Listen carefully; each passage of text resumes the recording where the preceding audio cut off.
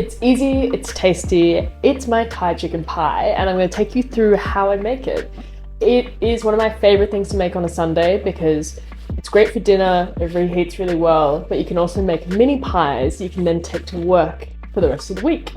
So we're solving multiple different meal prep problems. So we are going to start off by washing the chicken in a colander. You can fry the chicken if you want, but I personally prefer to poach it to keep things really nice and juicy and tender. Because some reason in Australia, we love to fry the absolute shit out of things and make it super dry. Poaching won't do that. I add a can of coconut milk and a can of coconut cream to about a kilo of chicken. And then I fill each can up with cold water and add that to the chicken liquid. Then I add a cup of chicken stock. You can also just use stock cubes, that's fine. Give it a good mix to make sure everything is combined and stirred through. And it's optional, but I'm just gonna chuck in some fresh ginger because I have it, and if I don't use it, it's gonna go off. You could also add lemongrass or whatever you feel like. Then to a hot pan or wok, I add some vegetable oil, and I'm gonna finely dice up these spring onions. The recipes I found online say that normally 2 sprigs is a good amount, but totally up to you, totally your preference. And once you have that oil ripping hot, we're going to add it.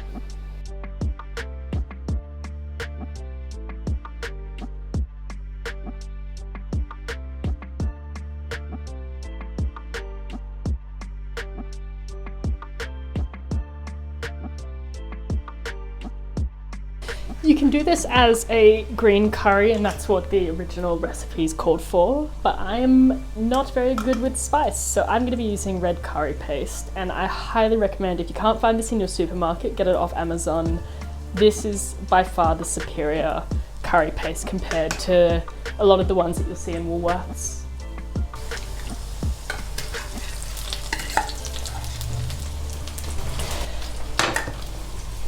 Because we're doing a kilo of chicken, I'm not afraid to use the full jar, or full can in this case.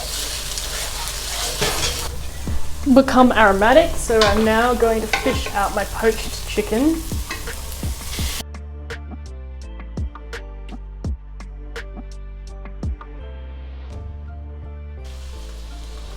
Now for a can of coconut cream.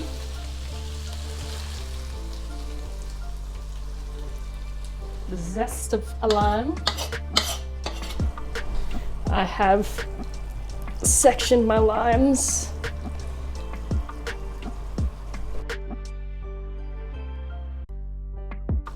If you can, try and get the sweet baby peas. They're just so much nicer than your big adult peas. And same goes with the corn.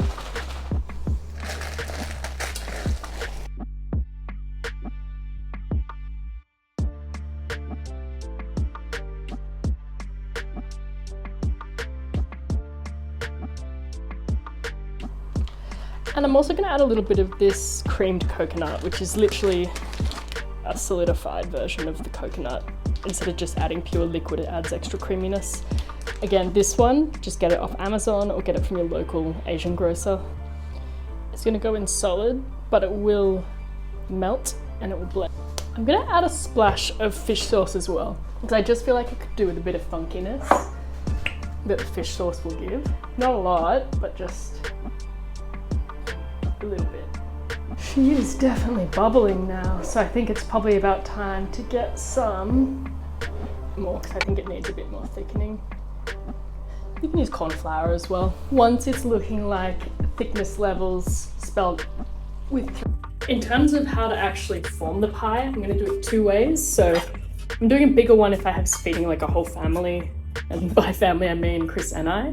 Pastry selection, you can do puff for top and bottom, that's totally fine. But in this case, I'm gonna do puff for the base, and, sorry, not puff, short crust for the base, and then puff for the top. It just tends to hold its shape a little bit better. And to make it happen a little bit more rapidly, I'm very carefully going to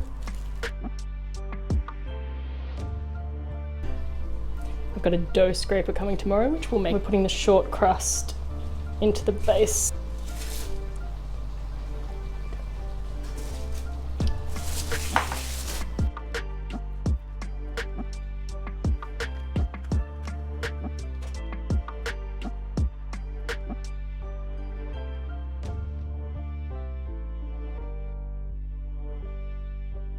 So I'm gonna crack open this eggie to create our egg wash for the top of the pastry.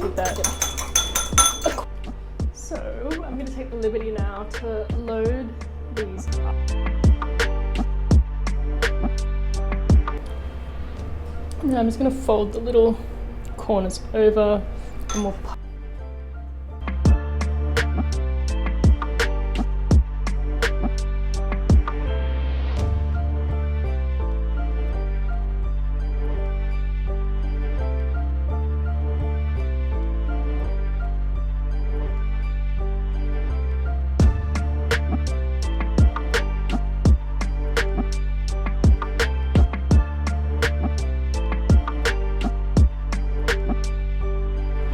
always make sure to score some little air holes. Make sure it's surfacing. Brush my egg wash on before I forget.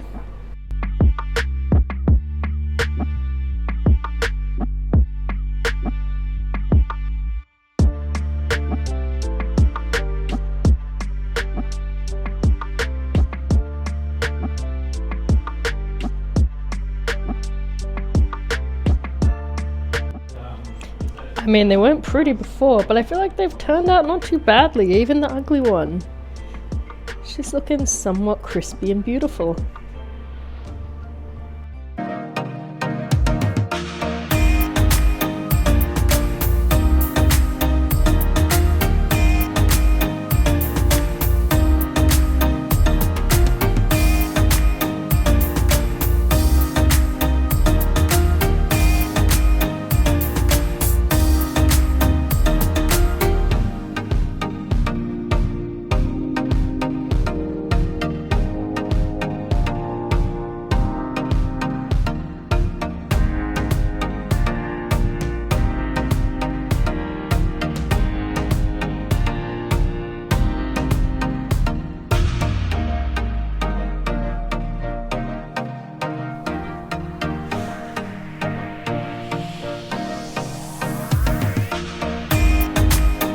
Pretty darn good.